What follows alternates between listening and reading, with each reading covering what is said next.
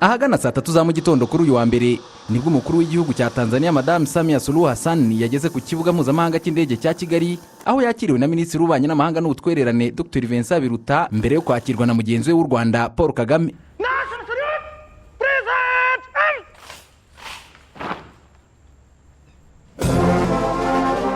Mu cyubahiro gihabwa abakuru b'ibihugu n'abaza guverinema, saa 5 z'amanywa Perezida Samia Suluhu Hassan yakiriwe na mugenzi we Paul Kagame muri village Urugwiro, aharirimbwe indirimbo zubahiriza ibihugu byombi mbere yuko abo banyacyubahiro bagirana ibiganiro mu muhezo ibizwi nka tete a tete. Nyuma y'ibyo biganiro, Perezida wa Tanzania Madame Samia Suluhu Hassan yagaragaje ko uburyo buri gihugu cyabaye hafi y'ikindi muri uyu mwaka bishimangira ubuvandimwe hagati y'impande zombi. Kwa mara nyingine napenda nishukuru kaka yangu Rais Kagame kwa kunialika kuja Rwanda. Hii ni heshima kubwa kwetu.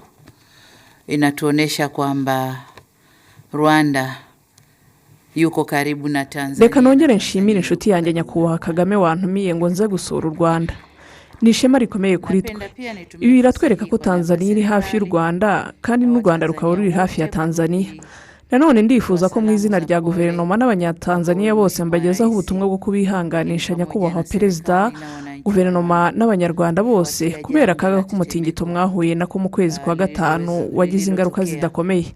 Ni nako kandi nshaka kugushimira byimazeyo nyakubahwa perezida n'abanyarwanda bose uburyo mwabanye natwe umunsi ku wundi mu gihe igihugu cyacu cyari mu bihe bigoye byo kubura umuyobozi wacu Dr John Magufuli wari perezida wa Repubulika Yunze Ubumwe ya Tanzania.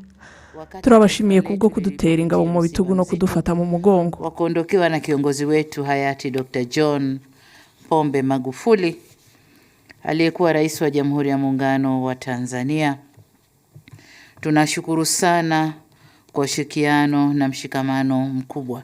Perezida wa Repubulika Paul Kagame nawe avuga ko umubano mwiza uranga ibihugu byombi atari wa none kuko ufite imizi mu mateka. Rwanda and Tanzania share more than just a border. Our strong historical ties and common U Rwanda na Tanzania dusangiye ibirenze umupaka uduhuza. Imibanire yacu y'amateka ni icyerekezo kimwe kiganisha ku burumbuke bw'abaturage bacu, niyo yakomeje kuba ishingiro ry'ubutwererane bwacu. U Rwanda rwiteguye gukorana bya hafi n'abavandimwe bacu ba Tanzania, haba mu muryango wa Afurika y'Iburasirazuba ndetse n'ahandi, mu rwego rwo kwihutisha ibihugu byacu n'akarere kwigobotora ingaruka z'icyorezo cya COVID-19. Imbogamizi akarere kacu gahura nazo uzakemuka gusa binyuze mu bufatanye buhamye no mu kubyaza umusaruro amahirwe aboneka mu mikoranire ifitiye akamaro impande zombi. The challenges that our region faces can only be addressed through unwavering solidarity and seizing the opportunities for mutually beneficial partnerships.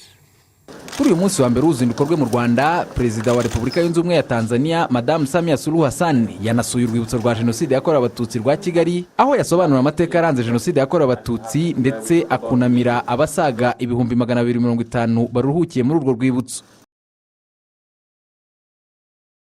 Mu gace kahari inganda Special Economic Zone i Masoro, abakuru b'ibihugu byombi basuye inganda za Marathons ndetse na Volkswagen.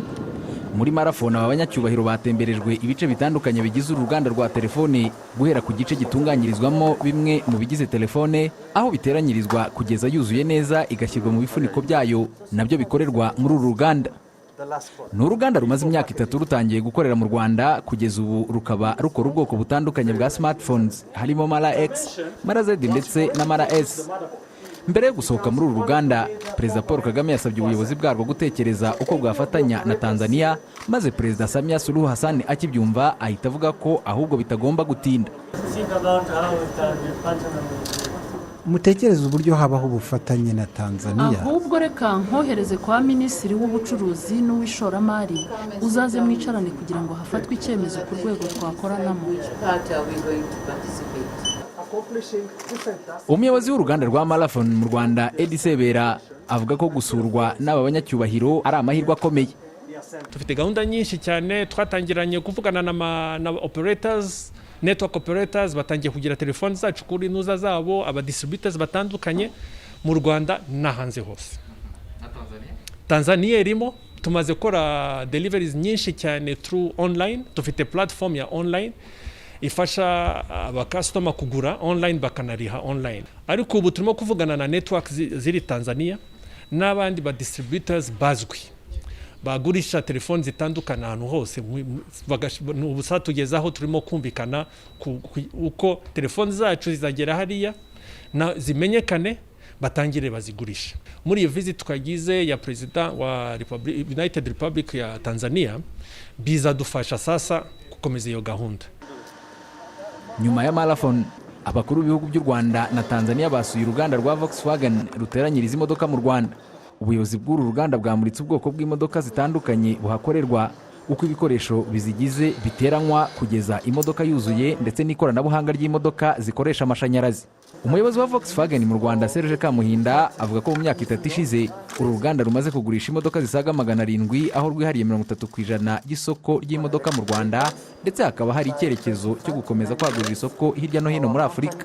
Kuri twe ni icyubahiro mbere na mbere kubona dusurwa n'abakuru b'ibihugu bibiri. Ikindi kandi ni amahirwe kuko icyo twifuza ni ukwagura isoko tugakorana n'ibindi bihugu. Kubona rero perezida, nyakubahwa perezida w'igihugu cya Tanzania adusura birimo amahirwe kandi birimo no gukomezanya ubufatanye, kuko iyo urebye usanga ibyo dukoresha kugira ngo twubake imodoka tubikura mu cyambu cya Tanzania n'ubundi Dar es Salaam. Ku munsi wa mbere w'uruzinduko rwa perezida wa Tanzania, Perezida Paul Kagame yagaragaje ko amasezerano y'ubutwererane yashyizweho umukono n'ibihugu byombi azafasha mu nzego zirimo no gutunganya amata, ndetse uruganda Inyange ruri ku isonga mu gutunganya amata mu Rwanda rukaba ruri mu zasuwe n'abakuru b'ibihugu byombi. Ashingiye kuri uruzinduko rwa Perezida Samia Suluhu Hassan, umuyobozi w'uru ruganda James Biseruka avuga ko Inyange igiye kwagurira amarembo muri Tanzania mu minsi ya vuba. Twaraguye tumaze kujya mu bihugu bitandukanye n'ibihugu dushaka kujyamo harimo na Tanzania. Duteganya ko tugiye gusanga imbaraga nyinshi cyane cyane nk'igihugu cya Tanzania, kuko product zacu barazikunda zihanagezeyo, ariko turashaka kugira ngo twakore mu buryo bugari, ku buryo produit z'Inyange zose zigerayo kandi zikagera mu bice byose, ndetse sinaho turateganya nko kwagura muri Afurika yose no mu bindi bihugu byose bya Asia, kuko produit yacu imaze kumenyekana, ifite international certificate ku buryo urwego mpuzamahanga dushobora gukompitinga tukagera n'aharenze muri Afurika.